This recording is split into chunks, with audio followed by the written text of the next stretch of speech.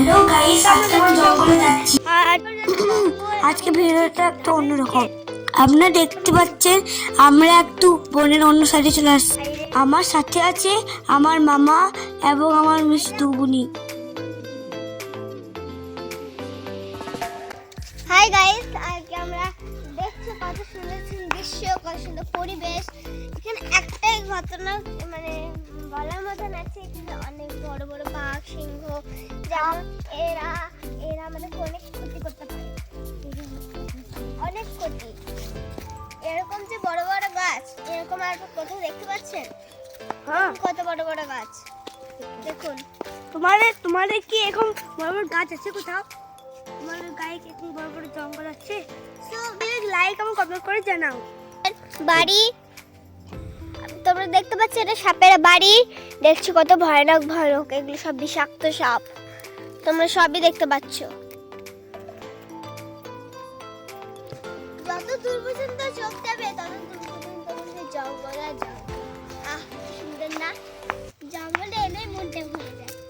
চারিদিকে জানো wow wow, বহুত সুন্দর নজর।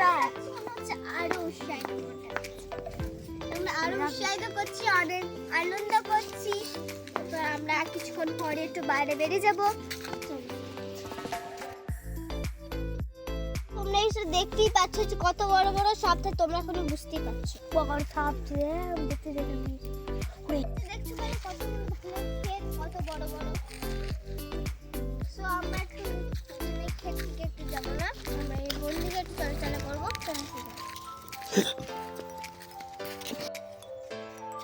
আমার বাড়ি দেখতে পাচ্ছেন কত বড় বড় ধানে রোপণ করা হচ্ছে।